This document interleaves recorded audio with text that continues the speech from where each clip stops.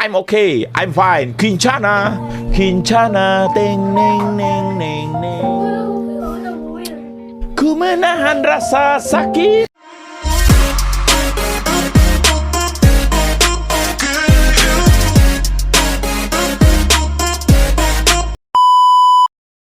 Assalamualaikum warahmatullahi wabarakatuh. Kepada yang terhormat Bapak M. Syarif MPDI selaku dosen mata kuliah Etika Politik Pendidikan.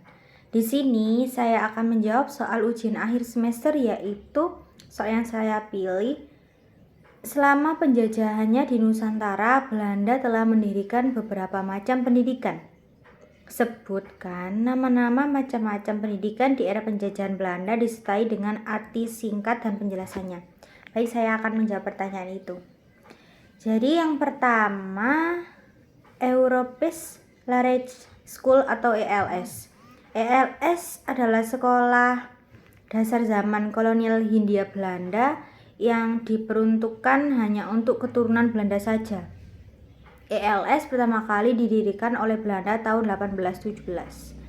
Awalnya ELS hanya menerima untuk para murid berkewarganegaraan Belanda. Akan tetapi sejak diterapkan politik etis tahun 1903, ELS juga dibuka untuk rakyat Indonesia yang bersekolah di sana. Para murid yang bersekolah di ELS akan menempuh masa pendidikan sekitar 7 tahun dengan materi pembelajaran menggunakan bahasa pengantar bahasa Belanda. Yang kedua adalah Hollands Inland School atau HIS. HIS merupakan sekolah dasar bagi pribumi yang didirikan oleh Belanda. HIS pertama kali dibentuk pada tahun 1914. Tidak jauh berbeda dengan ELS, HIS juga menerapkan masa studi selama 7 tahun. HIS ini diperuntukkan bagi rakyat Indonesia yang keturunan bangsawan dan keturunan tokoh terkemuka. Bahasa pengantar di sekolah ini juga sama dengan ELS, yaitu bahasa Belanda. Yang ketiga yaitu Hollands Chinese School atau HCS. HCS adalah sekolah yang didirikan pemerintah Belanda tahun 1908 di Jakarta.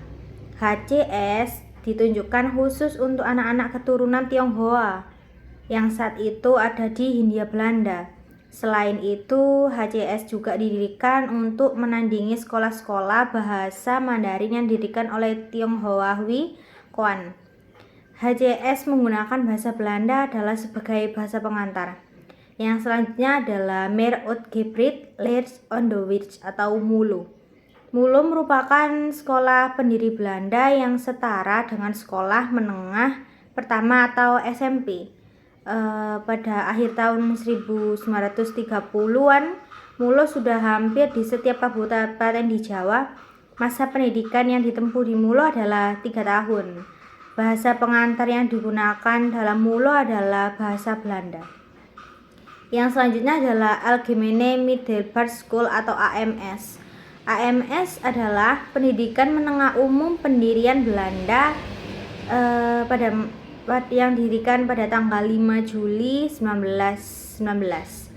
Masa pendidikan yang harus ditempuh ketika di AMS adalah 3 tahun bagi yang menerima lulusan MULO. AMS setara dengan sekolah menengah atas atau SMA dengan menggunakan bahasa Belanda sebagai bahasa pengantar. Yang selanjutnya adalah Hogere Burgers School atau HBS. HBS adalah pendidikan menengah umum yang didirikan pada tahun 1863 untuk orang Belanda, orang Eropa, Tionghoa, dan elit pribumi. Masa pendidikan yang harus ditempuh di HBS adalah 5 tahun setelah HIS dan ELS. Sekolah HBS ini memerlukan murid yang pandai, terutama bahasa Belanda. Salah satu tokoh penting yang sempat bersekolah di HBS adalah Soekarno di Surabaya. Yang terakhir adalah Cycle School. Cycle School adalah sekolah rakyat yang berada di daerah. Masa studi yang harus ditempuh di Cycle School selama 5 tahun. Para murid yang lulus di Cycle School disamakan dengan lulusan HIS. Biasanya murid yang bersekolah di Cycle School adalah murid yang merupakan lanjutan dari sekolah rakyat dengan masa studi hanya 3 tahun. Itu yang bisa saya jawab dari soal yang saya pilih. Maaf bila ada kurang kata. Wassalamualaikum warahmatullahi wabarakatuh. Terima kasih.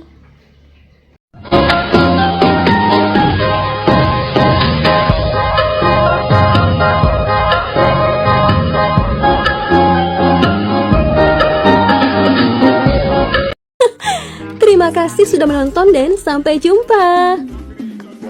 Bisa memang kita